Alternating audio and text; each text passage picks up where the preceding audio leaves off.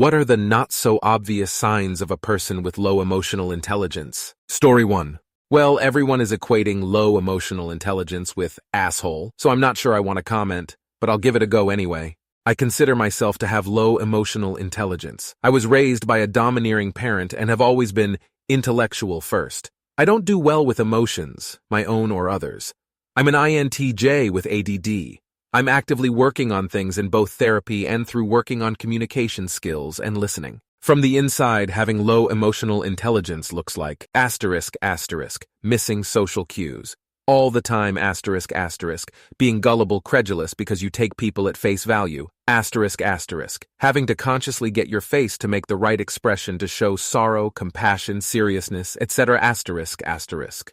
Having to intentionally focus on writing/saying things in an empathetic way versus simply being direct and hurting people in the process. ***, saying the wrong thing in situations where others are emotional or a causes emotion event has happened. ***, not realizing you've hurt someone's feelings in a conversation until hours later. ***, wondering what's wrong with you, that you don't seem to feel the same grief/concern/empathy/etc. that everyone else feels. ***, being overwhelmed whenever you do have strong emotions because you don't know what to do, so you just try to survive the occurrence and move on as normal. Story 2. Noticed this recently after having dealt with a few males who were socially stunted, probably mentally handicapped. Incredibly talkative, garrulous, cannot tell people do not want to speak them, cannot read obvious social cues to assess how other people feel, think, believe they are in a social hierarchy, and are constantly insecure about their place in that hierarchy. Will stage social conflicts, verbally abuse people, to uplift themselves. Incapable of becoming aware of their own behavior, incapable of changing, altering their own behavior. Will behave the same way across multiple aspects of their life, marriage, friendships, work. Meet with negative results, domestic strife, friendlessness, inability to hold a job, but persist in the behaviors. Story 3. I recently caught up with an older associate of mine. He was an adult scouter while I was a youth in Scouts. I looked up to him and had him on a pedestal pretty much ever since. As we caught up with each other, I told him my father had passed away recently. He'd known my dad very well back then. He never addressed my dad's passing. Instead, he immediately referenced some other funeral of another mutual friend's father he'd attended recently and talked about it for 5 or 10 minutes. Never a word of acknowledgement about my dad. I wasn't upset or offended. It just sort of dawned on me that he didn't have the emotional wiring necessary to have shown consideration. Story 4. They equate feeling negative emotions with being attacked. As in, they literally cannot tell the two experiences apart.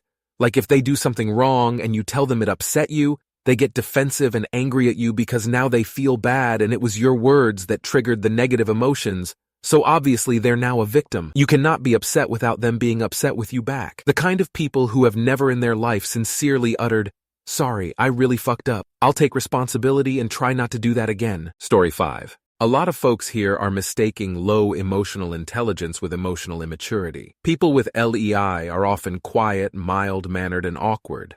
Emotionally immature people, which is what everyone is thinking of, are the loud assholes who piss off everyone. Low emotional intelligence and emotional immaturity are not the same thing, though they may sound synonymous. Story 6. Never admitting they are wrong. Even the brightest people got things wrong sometimes. Being wrong about something is human. Not compromising over small things. Living in society means compromising sometimes in the name of getting along fine. Not everything needs to be our way all of the time. Being unnecessary rude. Some people at my work could definitely learn that you get things done better/faster if you're kind to people. Story 7. I think that people who are so quick to judge other people are emotionally unintelligent. That's like most people. Getting pissed because people don't put their card away is a good example of this. People will argue without ever considering there is a reason for this on the other side, and other judgments ranging from petty to big. Most people are emotionally unintelligent. Story 8. Cheaters. Never understood how people can do that to someone else, rather than just ending the whole thing. A one-time offender who learnt from that experience and did the work is a sign of emotional intelligence, but people who can carry out multiple infidelities or affairs 100% will reoffend. I've had so many married men shit-talk their wives and hit on me. I couldn't be less attracted to you if I tried, buddy. If we made a go of it, that's just going to be me being shit-talked to another woman in 5 years' time. Anyone who participated in affairs I include in this. The complete lack of empathy you have to do that with a married person is insane. The second I hear someone say the third party has no blame, I'm done with it. The spouse deserves all of the blame, but you're still a really horrible person who shares in it. Story 9. I probably have low emotional intelligence, so maybe I can shed some light on what it's like for me personally. And then you can draw whatever conclusions you'd like. I can comprehend how someone might feel in response to certain situations or stimuli, sometimes intuitively, but oftentimes just based on naturally repeated exposure to people. But I don't understand exactly how or why they got there because I feel like I process a lot of these things very differently. Even though I often try to mimic validating responses that people are usually looking for, I feel very disingenuous doing so. And depending on how much I care about the relationship with that person, I might put in more or less energy into making it look credible. I'm also deeply fascinated by how people think or how they perceive things. If I can get them to tell me how they see the world or explain their thought process, that's gold to me. This is the case irrespective of how intelligent or not they are. The issue is I'm hyper-aware that my natural disposition, i.e. when my inhibitions are lowered, is to ask a lot of piercing questions that some might find uncomfortable or even intrusive, as if they think I'm devalidating what they've told me or that I disagree with it, when in reality I just really want to know how their mind works, and that oftentimes asking questions or positing hypotheticals that, directly or indirectly, contradict or challenge a certain perspective they've shared such that they are forced to illustrate an underlying thought process. Due to the fact that the way I perceive things is so atypical, I try to just keep my mouth shut. But this means that I often end up missing genuine opportunities to deepen my relationship with that person whilst asking questions that I'm genuinely intrigued by. I should also add that I used to have very poor emotional regulation. But after years of intentional practice, I'm comfortable enough saying that I'm happy with my level of emotional regulation. There are obviously many disadvantages to having low emotional intelligence, but there are also some advantages. We probably have a natural disposition to not panic in situations others might find extremely stressful, especially where safety and well-being of other people is involved, for example, because it's easier for us to feel detached from that person in that moment, allowing us to behave more predictably and calmly compared to a panic response. Like with everything else in life, you are born with certain attributes and not others. Some of those attributes give you more positives than negatives, and others more negatives than positives. But make no mistake, even the attributes that stack the deck against you provide rare opportunities for growth that aren't available to others without that negative attribute. If you can capitalize on these opportunities, you can often end up much better off than those who didn't start with that particular negative attribute and provide or fill a very particular need that isn't very common. Story 10. One-upping everyone with, "Oh, at least you don't have it as bad as me, you're lucky," type comments. Or really one-upping in general, but this type in particular is even more uncomfortable. I've seen this happen with people I know talking about a serious health condition and someone else eagerly jumping in to say they have it worse.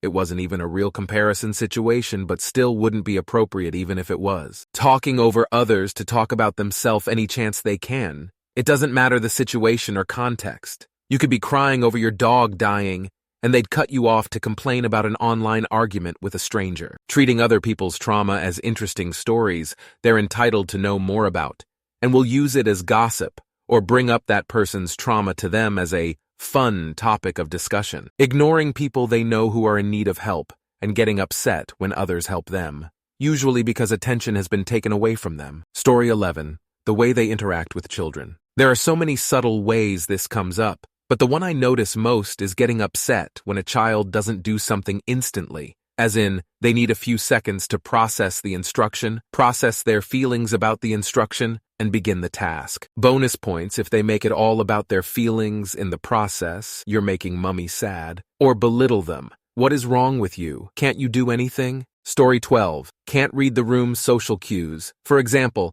Monday morning meeting, no one wants to speak and appears all deflated, tired. Then some moron starts making small talk just because they are uncomfortable with silence and feel like they should speak while everyone else just wants to die. The other one is, avoids all conflicts, and unable to deal with any type of difficult conversations. For example, if someone has an issue or is talking about an issue of any kind, the other person has no helpful response at all and automatically says something like, "I'm sure it's not like that," or "I doubt that's true," so they don't have to deal with the situation. People like this often had parents who ignored them and gave them silent treatments when any problems occurred in life. Story 13. I have bipolar and borderline personality disorder, but I feel like I still try to do a good job at caring about how others feel and being empathetic most times. But I do constantly struggle with things like when someone asks me how I'm doing, and instead of just like "I'm doing fine, how are you?" I'll just end up telling them exactly how I'm feeling and what's going on to make me feel that way, and then completely forget to ask, "How are you today?" Then I'll remember later because for some stupid reason I replay everything in my head constantly throughout the day, and then it will make me feel bad or stupid. Story 14. I could be wrong, but one thing I consider a red flag about a potential lack of emotional intelligence is not liking animals in general. I'm not talking about people who have some trauma or a phobia towards a specific animal, of course, but people who hate animals or who just consider them as nothing more than food or nuisance is very telling emo. If I take a step further, I heard about this study about people who dislike dogs or cats, and they were talking about the fact that people who dislike cat and like dogs for the sole reason that dogs are smart because they obey and cats are dumb because they don't, have indeed a low emotional intelligence, as they consider obedience being equal to intelligence, and they completely ignore the animal's individualism and feelings. Story 15. Anger, not being able to handle small inconveniences and going off the handle. I've had so many men in my life who let anger out in physical ways because they got so worked up driving to a supermarket or had a bad day at work. They tell me it's normal to let their anger out, but dismiss me when I try to explain that anger is normal and healthy to have. But to get so worked up over small things like that until you explode isn't. I get pissed off when someone cuts me off in traffic, might even yell in the car, and then I move on with my day and it doesn't affect my mood. An ex would let things like this dictate his entire day and act like everyone else was a problem. Story 16. Low emotional intelligence, EI, also known as emotional quotient, EQ, can manifest in various subtle ways. Here are some not-so-obvious signs.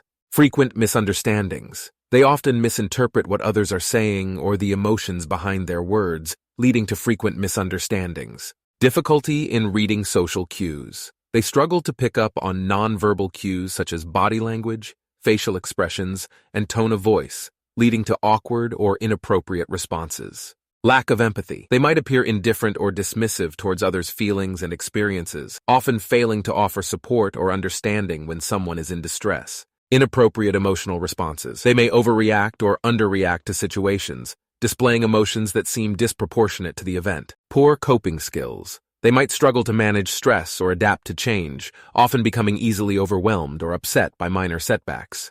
Blaming others.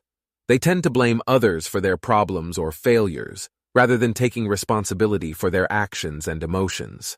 Difficulty maintaining relationships. They might have a history of troubled relationships, both personal and professional, due to their inability to connect emotionally and understand others' needs.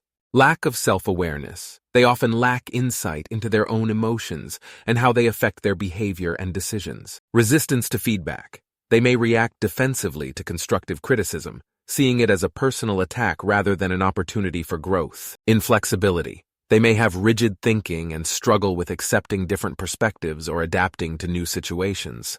Passive-aggressive behavior.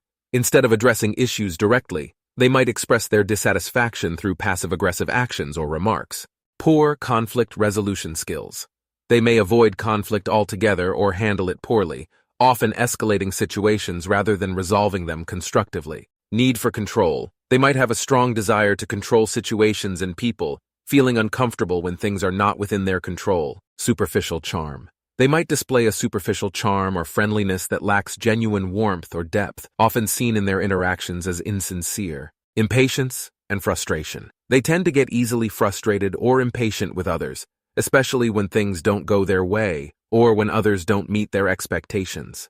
Story 17. Consistent problems with getting others to react how they want them to. For example, wait, why is everyone so pissed at me now? They can even be well aware this is a problem and still have issues self-correcting this in day-to-day interaction. A more subtle indicator, certain types and levels of bad lying. Attempts at persuasion that are obviously bad faith enough and/or disguise ulterior motives poorly enough can betray that the would-be persuader isn't mature enough to convincingly bullshit others, or to even understand that they are unconvincing. This is more clearly a sign of immaturity if it's common enough to be a pattern, say a factual claim that has obvious characterization shifts within its story. Story 18.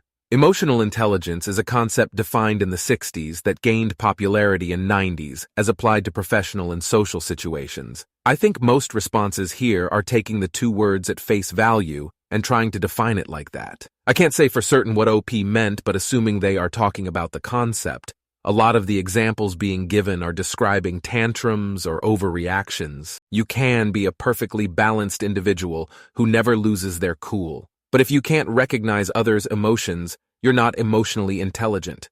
And going further, if you can recognize yours and others' emotions, if you're not able to use that information in a constructive way to guide what you say and do, or steer a situation a certain way, you also lack emotional intelligence. If you overreact to something, it doesn't mean you're not emotionally intelligent. You may very well be aware you overreact to things and then act accordingly to that, thus showing emotional intelligence. So, if I know that I tend to freak out over certain things, EI isn't not freaking out over the thing, it's knowing I freak out over the thing and handling it in a way that isn't going to ruin anyone's day. It's also knowing that if something doesn't bother me or the majority of people, but it bothers you, I can say or act in ways to help it not ruin your day or the day of those around us. Story 19. They keep repeating patterns that have never worked for them. I had a boss who was just stuck on doing things the way he thought they were supposed to be done. It was like he was on autopilot for everything, and it was really easy to see as his employee because he insisted on everything being done some old-fashioned way.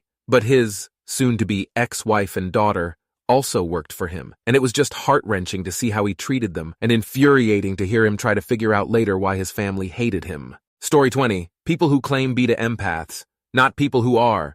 People who claim they are like it's a badge of honor. Let me explain before you downvote. Being an empath isn't something to brag about. It's a lack of boundary setting and allowing others to cross your boundaries consistently to affect yourself. Someone with a high emotional intelligence will recognize that this is not something to be proud of, and work on strategies and coping mechanisms, and understand that other people's feelings aren't their responsibility. It's one thing to have empathy for a person, it's another to just wallow in their emotions. It's like other people have stated, it's a lack of getting to the root cause of why are you feeling this way. People who are bragging about this are trying to have a feeling of importance without making themselves important. Story 21. I find it's people who need every scenario in their life told to them how they should react. Any slight deviation or nuance, they don't get it, and can't apply what most would consider common sense to it. Bad example, like washing a car. Told to apply soap in a bucket, then dip the washcloth in the bucket, then wash the car. Then not knowing what to do because you didn't tell them what soap, the size of the bucket, or what to do if it's a truck, not a car. Story 22. Can't handle playful criticism. I'm happy to joke about being stupid, gullible, awkward, etc. That's because I'm very confident in my intelligence. Don't actually think I'm that gullible, and don't give a shit about being awkward. I can do this especially with people whose opinions are that valuable to me. I've noticed that more emotionally immature or insecure people cannot take playful making fun. They need to tell you how they're so clever, pretend they know everything, and get overly embarrassed if something is a bit weird for a minute. They will often inadvertently make things worse. On the more extreme end of the scale are people who can't tolerate even strangers making fun of them or being critical. This is people who get upset about gossip and make a point to go after the person who criticized them. This is bizarre to me because I cannot fathom how anyone would care about anyone's opinion who gossips like that. And even if you did care, surely the most fuck you reaction is to not allow it to faze you whatsoever.